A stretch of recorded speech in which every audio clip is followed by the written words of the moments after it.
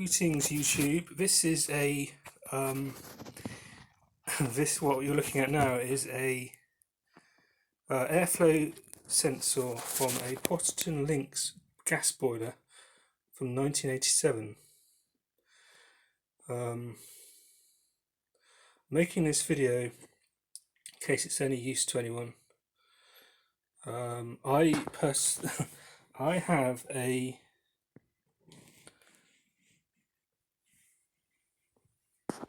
I am a proud owner of a Potterton Lynx boiler, which I've had since I moved into the house, and every year it seems to need PCBs looking at. So I just turned the light on. But this year it was worse. Normally it's just the boards need soldering, but it would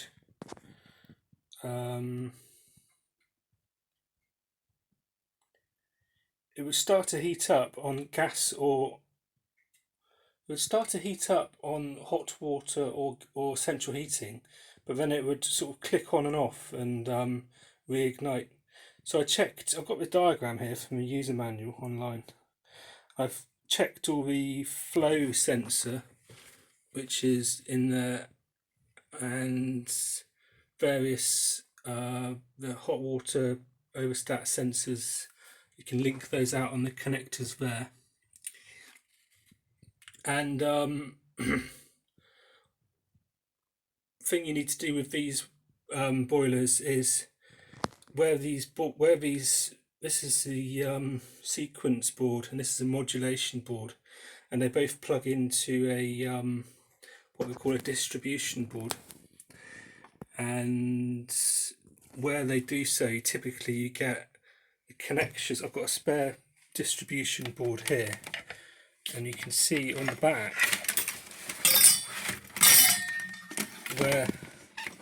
where these boards solder on. These joints here are subject to a lot of I guess like thermal stress, and also the pins themselves I think are possibly stainless steel, so they don't really solder all that well. But anyway, I've collected various spare boards and stuff over the years off of eBay when they turn up cheaply. So I was able to try 2 different boards and reproduce the exact same fault with a different board. So anyway, did some research online, and it turns out that this thing here sits in the the cold airflow input from the outside, and you can see what is in there is this thing here, which is like a little coil of wire. I think you can ignore that thing. That's like a some sort of surge protection or something. I don't know what it is.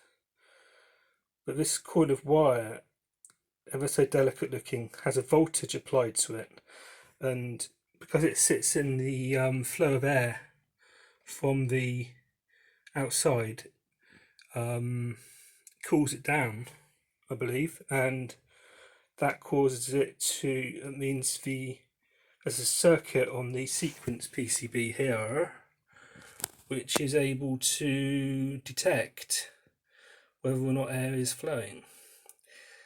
Sounds a bit unbelievable, but it works. So anyway, on the, I can't find much about it online at all, but apparently that part is obsolete. They tell you online to check the cables which go up to it from here.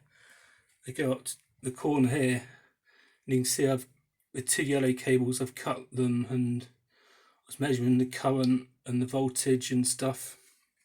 All looked fairly alright. But anyway, I took it apart. I was convinced it was something to do with this airflow sensor, because that's the only part you can't get new boiler time if that goes. But you can see, this is a photo I took.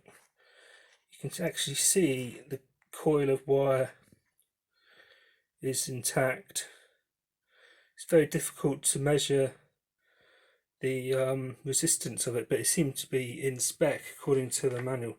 These pins are like really hard brass, and the probes of my meter wouldn't go into them very well, so I cleaned them up a bit. Anyway, putting it back together, I noticed that the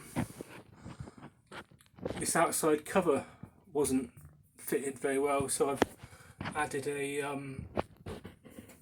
large nut in lieu of a washer and put it all back together, and it's working now.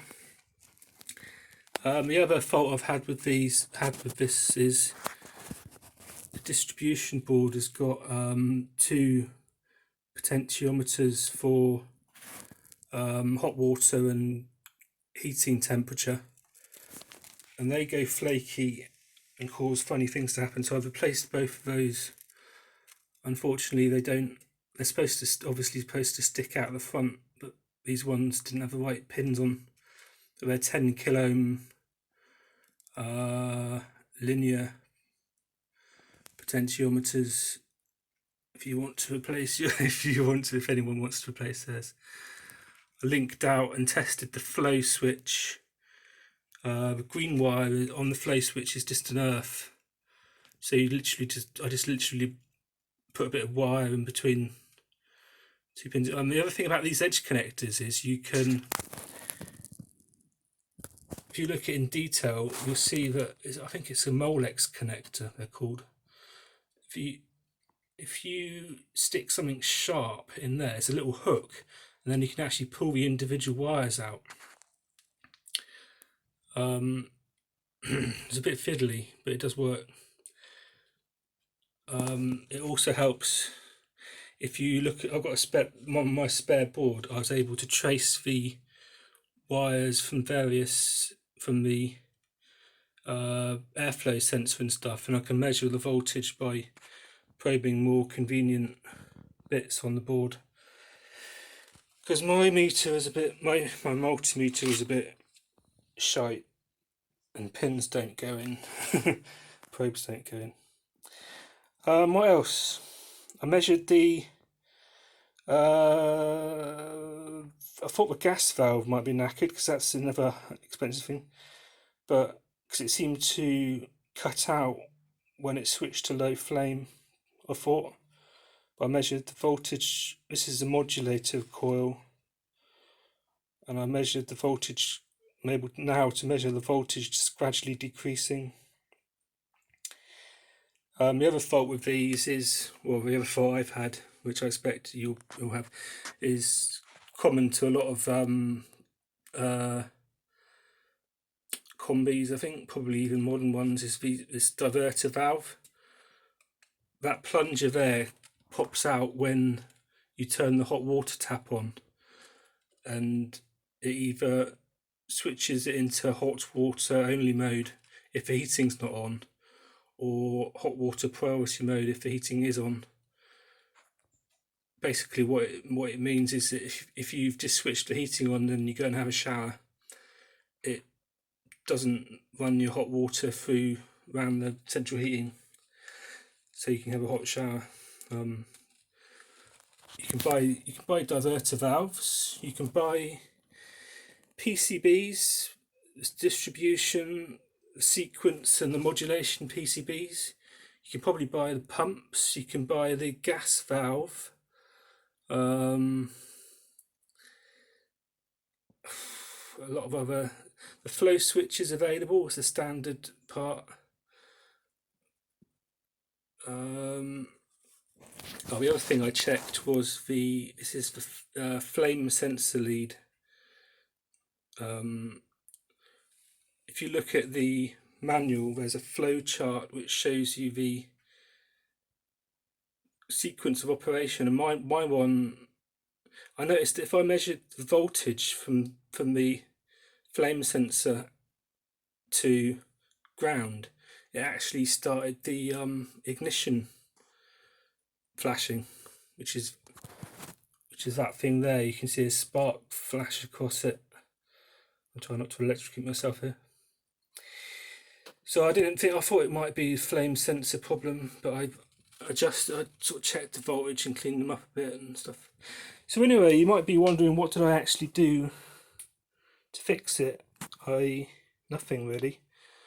I cleaned up these with a bit of scouring pad and put it all back together, checking the seals as best I could. I'm not sure what that thing is, but there's a very, very old and crumbly rubber seal. I just kind of gently eased that back into place a bit. And obviously I haven't put it all back together yet, which I'm going to do because I don't think I've left it like this for a while, and I don't think that having the board lying horizontal is a good idea.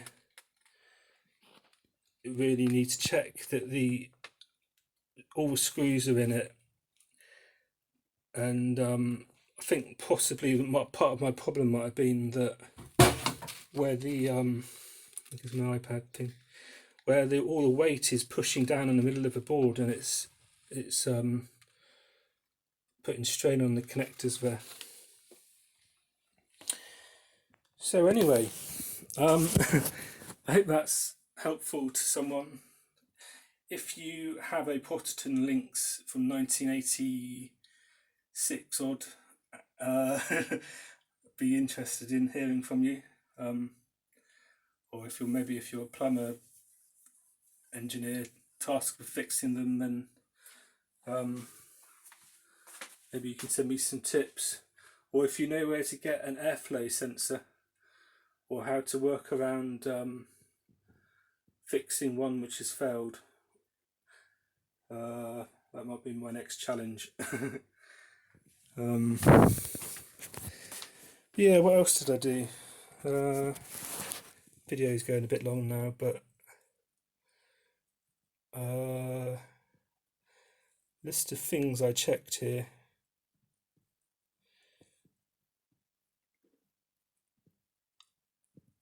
Quite amazed that little temperature sensor must be like 30 years old or something.